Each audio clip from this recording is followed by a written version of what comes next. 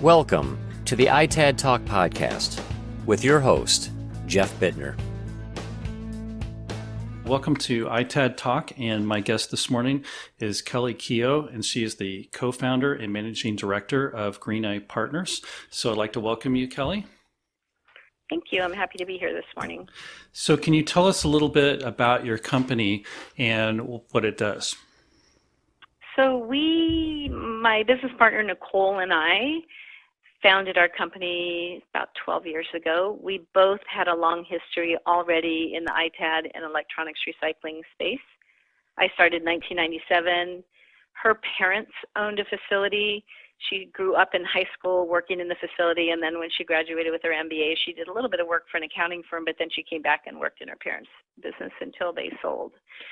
So probably 95 for Nicole.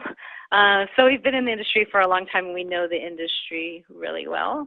So we founded our business back then really on the premise of doing excellent downstream due diligence for a lot of the recyclers, and it sort of morphed into also supporting them in certification implementation. So e-Stewards, R2, the ISO certifications. And from there, we also did a lot of training. We trained the original R2 auditors, the original RIOS auditors. We currently are the trainers for the e-Steward auditors. We helped write the implementation guide for the RIOS standard. I've been on the R2 Technical Advisory Committee since 2006. I just retired from that this year. So we've been very involved in the standards, the implementation of the standards, downstream due diligence in the industry, and a lot of training during that time. We have a small team. We're pretty much a family-owned and run company. Nicole and her family are in Minnesota. I'm in Northern California. And we have helped about 450 clients get prepared for certifications within the industry. Wow, that's definitely a large number. So can you tell us maybe a little bit about the certifications and how they've changed over the past 2 decades? Yeah, when they first came out, we were working with companies that had very little resources or even information about how to manage environmental health and safety requirements, legal requirements internationally, or how to do due diligence, meaning knowing where their material went to end of life to make sure that it was handled appropriately in those countries. So we went from, I would say, the first 4 to 5 years of our business really doing elementary environmental health and safety compliance training with our clients to the place we are now where we actually have excellent, well-trained environmental health and safety managers at different facilities. There's lots of other consultants doing what we do, so some of them do that work for some of their companies. And having certification body auditors that also understand the industry. In the early days, and just like me, when I first saw my first recycling facility in 1997, people just didn't know what to expect. They didn't know the constituents in the material. They didn't understand any of the health and safety issues that were in the environment. So it's been a big learning curve, but I would say that the industry as a whole has really improved quickly over the years. Sorry, we have a visitor at the door and somebody's barking. So do you find it's harder now for a company to get certified, or what is your thought on that? No, I actually think it's easier because there's so many resources out there. SERI, which is the housing body to R2, and the e-Stewards have both done a really good job at creating the resources to help recyclers get certified. And the consultants out there are some new ones that are still kind of green in the field, but there's just so many more resources out there for everyone that there's sort of an exponential leap in information around certification that I think it's kind of easier than it used to be, really. And so why is R2 certification important to corporate clients?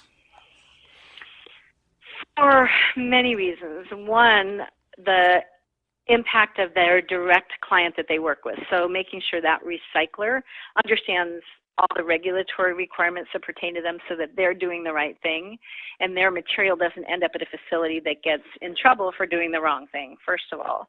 But the most important further than that in terms of name, branding, and liability is following that chain of recycling all the way down to what we call end of life. So say you tear apart a computer and all of the components of that computer are going to go somewhere. Some may go to reuse, where the computer might get tested and be working and in great shape, or it might get torn down and the circuit boards go to a smelter, or a battery goes to a furnace or a smelter.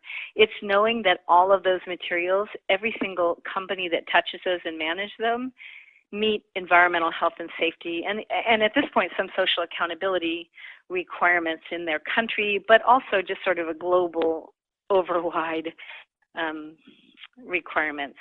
But also for reuse in particular, we want to make sure that when units go to a certified facility, say I'm a bank or a hospital or even a school, I want to know that if I'm going to be giving my laptops to somebody to recycle or to refurbish, that they're going to not only make sure that they're in good working order when they're sold, but that they also have batteries that have a certain amount of battery life on them, that the data that I might have put onto that unit has been removed in an excellent and effective way, and that there's been quality control around any of that work that I've done.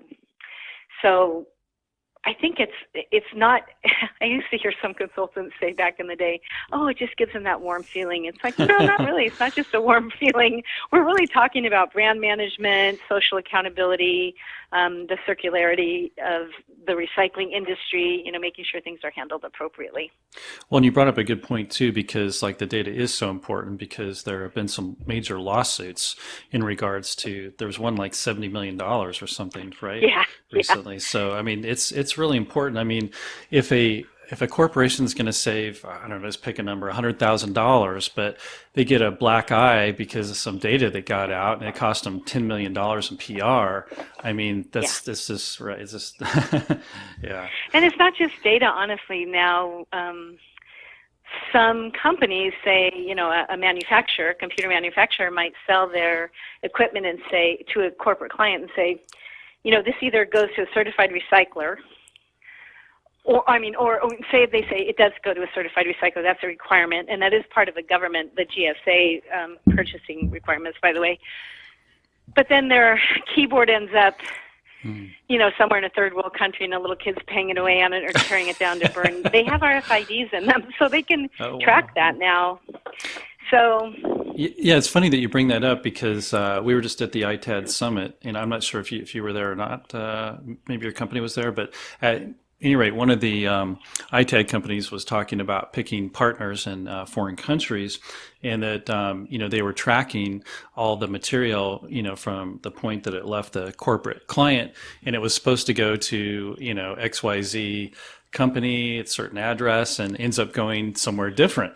And so they were able to intercept that material and pull it back, because obviously that partner had promised something and had changed the terms. So it just shows how important it is to really be on top of all of this. And transparency in that recycling chain. I mean, the R2 and the e-Stewards standards aren't going to guarantee you that that's not going to occur, but they're going to reduce your liability by about 80%. So you still have to have good relationships. You still have to have some level of accountability that might be above and beyond the certification itself, because all sorts of opportunities come up at any time, and who knows who within the organization might make a choice that is outside of the qualifications and the certification. That happens a lot. And so, what the controls are that are in place, what kind of documentation you're asking of them, all of that is on top of and works well with certification. Especially with data. I would say in our industry lately, with a lot of our recyclers, data security, not just for what comes onto their site, but also how they manage contractual obligations and requirements around that within their own systems on site, has become paramount. And the cost for cyber liability insurance is just skyrocketing after the few data breaches we had last spring. So, I think that I've said for 5 years, it's our new CRT glasses, data management. Oh, and interesting. It certainly is a huge part of this. And don't forget, the best way to support ITAD content is to rate and like the show on iTunes, Google, Spotify, or anywhere you might listen.